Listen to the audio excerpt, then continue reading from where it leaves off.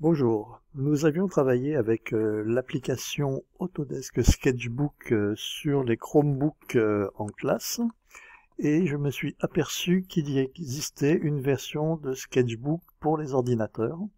Donc cette vidéo a pour objet de voir avec vous l'utilisation de certains outils. Donc la première chose que vous devez faire, c'est de vous rendre sur le site sketchbook.com et vous le téléchargez. Voilà, mon application est désormais téléchargée, installée, et je vais la démarrer. Elle est là, voilà. Alors, je vais vous représenter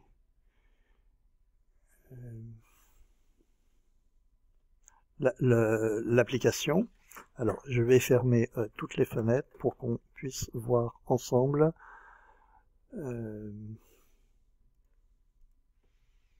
Voilà, je vais le mettre à la bonne dimension.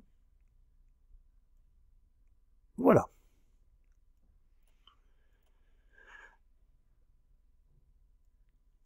Voilà. Donc, on a de ce côté des outils, hein, les crayons, les brosses, des outils de flou qui n'étaient pas dans l'application pour téléphone, l'application Autodesk pour Android. Vous n'avez pas certains outils, c'est pour ça que je fais ce tutoriel.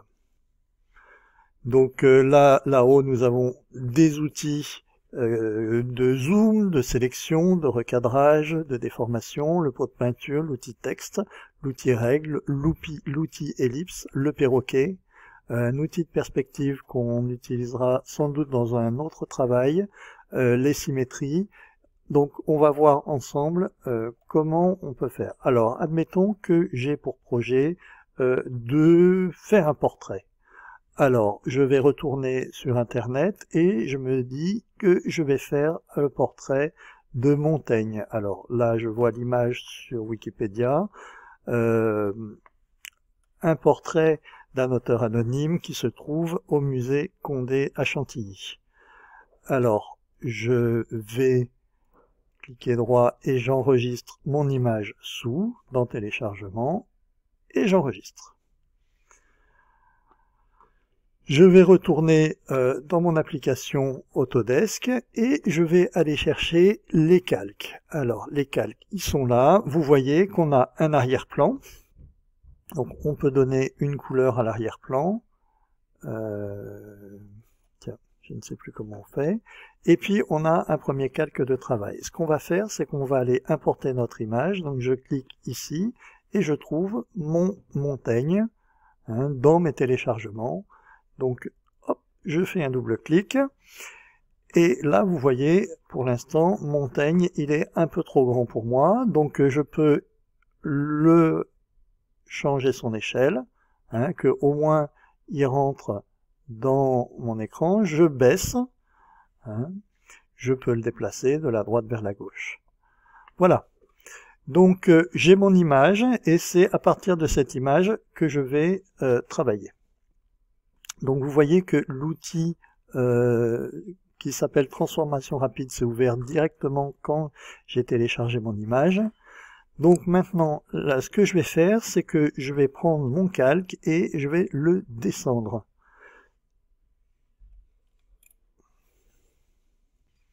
Donc vous voyez que mon calque avec Montaigne est là et j'ai un calque vierge au-dessus de Montaigne. C'est-à-dire que si je prends un outil, que je gribouille au-dessus de mon Montaigne, je peux très facilement, je vois que je n'ai pas altéré mon image source. Donc là, ce calque ne m'intéresse pas, je clique dessus et je vais même lui demander de supprimer. Je vais créer un nouveau calque et je vais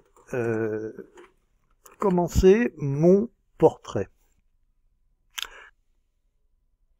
Alors, mon projet est de faire le portrait de Montaigne. Là, ce que je vais commencer par faire, c'est que je vais faire le contour de la tête en utilisant le le stylo feutre et en faisant le contour, vous voyez.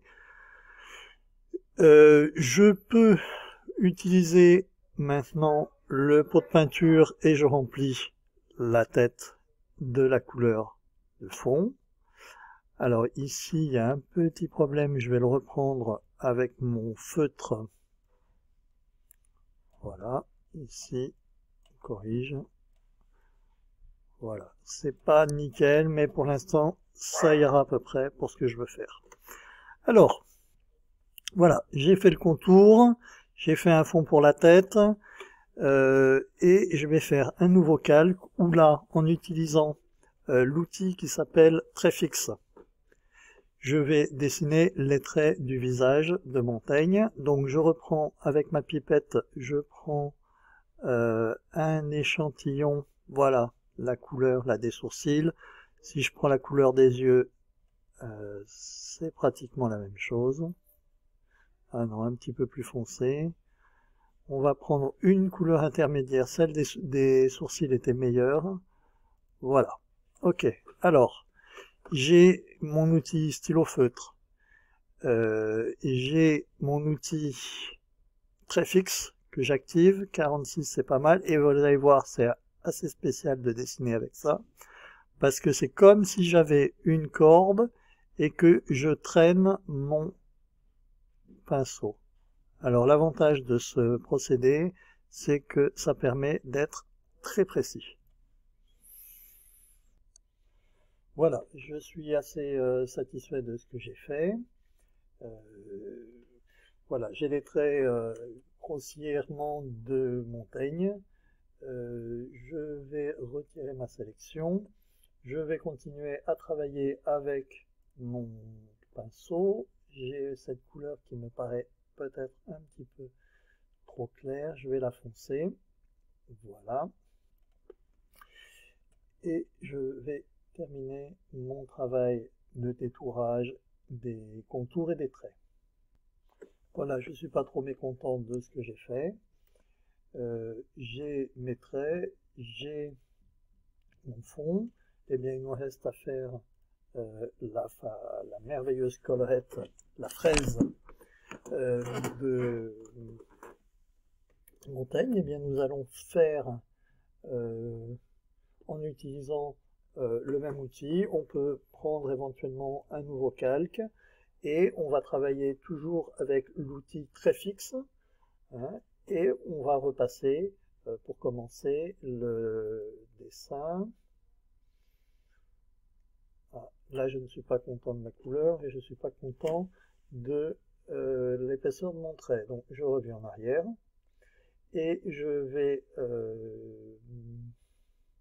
conserver cet outil, mais je vais modifier la taille du trait, je vais la rendre plus épaisse, et je vais changer la couleur, par une couleur beaucoup plus...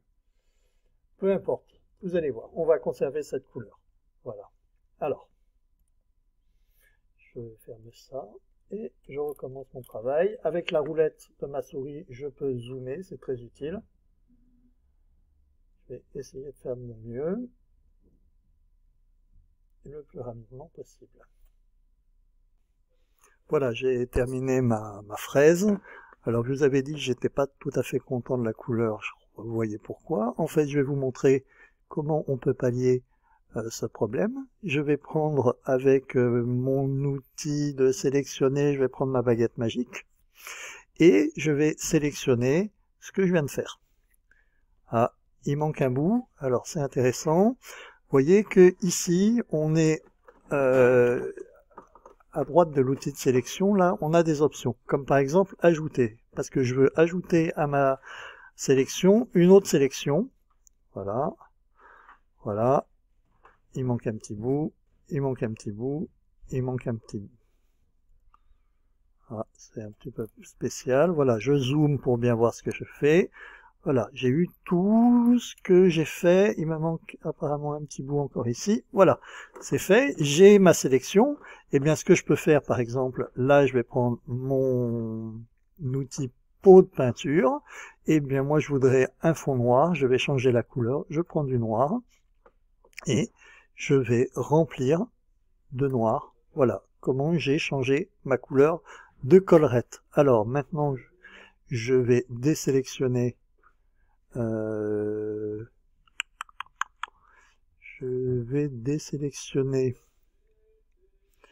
j'ai désélectionné.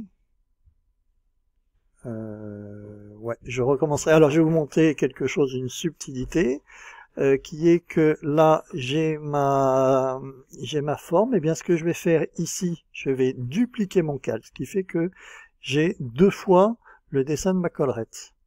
Eh bien, ce que je vais faire, c'est que... Ah oui, j'aurais dû conserver ma sélection, c'est pas grave.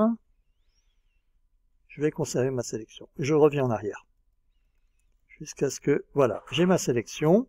Et avec ma sélection activée, je vais dupliquer mon calque. Voilà, j'ai deux fois mon calque. Et ici, j'ai toujours ma sélection active. Alors, j'avais pris le pot de peinture. Et bien maintenant, je vais vous montrer autre chose.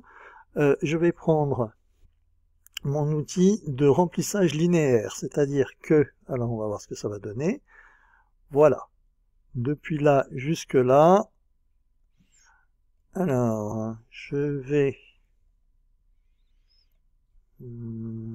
déplacer et je vais changer les couleurs. Ici, je veux du blanc, pas du rose, je veux du blanc. Ok. Ici, je veux du noir.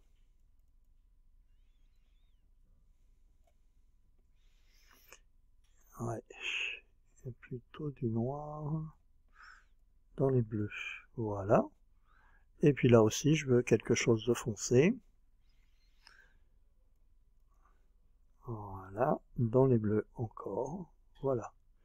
Et vous voyez que ma collerette, elle a pris une forme intéressante, une forme de dégradé. Donc je désactive ça. Je peux maintenant désactiver mon phénomène de sélection, désélectionner. Je vais aller prendre ici le calque qui est en dessous et vous allez comprendre pourquoi. Je vais prendre l'outil, c'est l'outil, voilà, transformation rapide, déplacer, et je vais déplacer légèrement mon calque qui est en dessous, ce qui fait que, eh bien ça, j'ai l'effet d'une sorte de petite ombre, ça vient soutenir et donner du volume à ma collerette. Écoutez, moi je suis pas trop mécontent de ce que j'ai obtenu. Alors je vais vous montrer par exemple, il y a quelque chose qu'on peut faire maintenant pour alléger l'image. Je clique là et je vais lui demander de fusionner les deux calques, ce qui veut dire que maintenant ma collerette ne fait qu'un calque. Je peux fusionner ma collerette avec les traits du visage. Donc vous voyez, j'ai ça. Je peux même fusionner finalement tout. Mon travail, c'est celui-ci. C'est ça que je peux rendre au professeur. Alors, une dernière petite astuce ou pas